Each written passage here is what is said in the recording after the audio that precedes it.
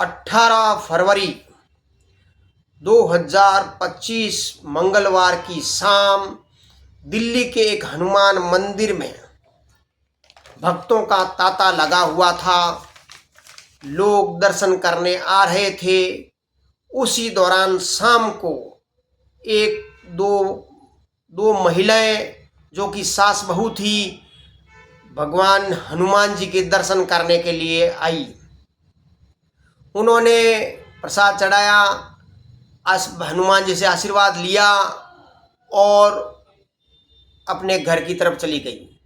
दूसरे दिन ही हनुमान जी के आशीर्वाद से उन सास बहू में से बहू को दिल्ली का मुख्यमंत्री बना दिया गया। वो बहू जिसका नाम रेखा गुप्ता था, अनजान नाम था, हर आदमी उसको नहीं जानता था। रेखा गुप्ता का चयन बीजेपी के लीडरों ने जो किया है वो आश्चर्यचकित करने वाला है। आप पार्टी का सर्वे सर्वा अरविंद केजरीवाल, जो कि कुटिलता और राजनीति का एक बब्बर शेर माना जाता है, उसको नई दिल्ली से पूर्व मुख्यमंत्री साहिब सिंह वर्मा के बेटे प्रवेश वर्मा ने हरा दिया था। लोग यही मान रहे थे कि दिल्ली के मुख्यमंत्री का फैसला बीजेपी वाले प्रवेश वर्मा को ही कर देंगे, प्रवेश वर्मा को ही सीएम बनाएंगे। उन्हें विश्वास नहीं था कि एक साधारण घर से मध्य वर्गीय रेखा गुप्ता को दिल्ली का सीएम बनाया जाएगा। रेखा गुप्ता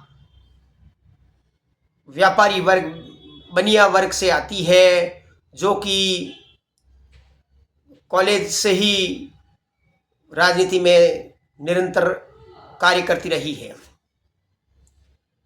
अगर हम रेखा गुप्ता के राजनीतिक चहलकदमी या संघर्ष का दौर देखें तो वो 1994 में दौलत राम कॉलेज के छात्र संघ के चुनाव में सेक्रेटरी के पद से जीती थी। 1995 के दिल्ली यूनिवर्सिटी के छात्र संघ में एबीवीपी के टिकट पर सेक्रेटरी पद पर चुनी गई थी। 1996 में दिल्ली यूनिवर्सिटी के छात्र संघ के चुनाव में एबीवीपी की ओर से अध्यक्ष पद वो चुनी गई थी। और 2003 में भारतीय जनता युवा मोर्चा की दिल्ली की इकाई के वो सेक्रेटरी चुनी गई थी।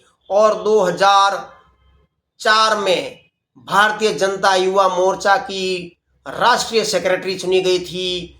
और 2007 में उत्तरी पीतमपुरा के क्षेत्र की पार्षद बनी थी। और उसके 2007 में ही बीजेपी प्रदेश महिला मोर्चा की सेक्रेटरी दिल्ली की बनी थी।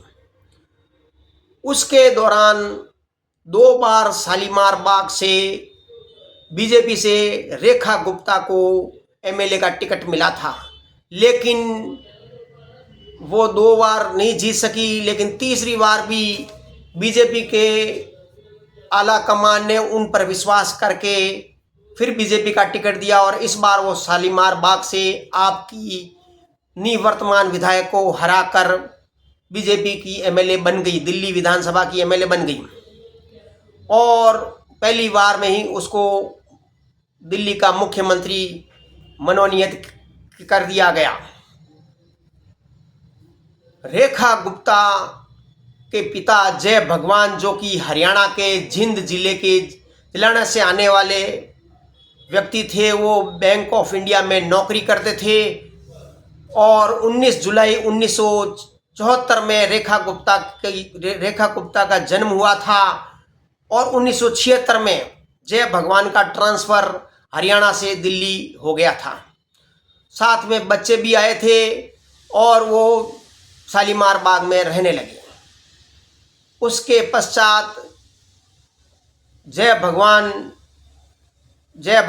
ने एक व्यापारी गुप्ता परिवार, जो कि वो भी हरियाणा से भिवानी जिले से बोदी कस्बे से आया था, जो कि रेखा गुप्ता के पति मनीष गुप्ता के परिवार के लोग थे। मनीष गुप्ता जो रेखा गुप्ता के पति थे, उनके दादा लगभग 50-60 साल पहले दिल्ली में व्यापार करने के लिए आए थे।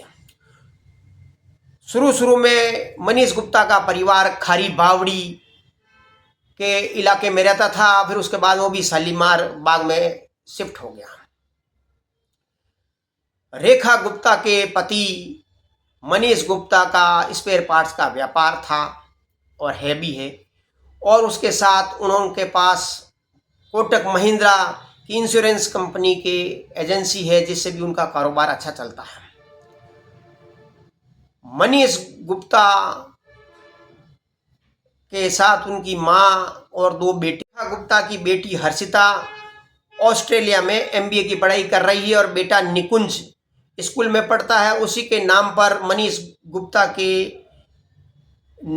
व्यापार निकुंज एंटरप्राइजेज के नाम पर है। रेखा गुप्ता की सालाना इनकम एमएलए बनने से पहले 7 लाख थी और 93 लाख सालाना इनकम उनके पति मनीष गुप्ता की थी, यानी 1 करोड़ की आय उनके साल की थी।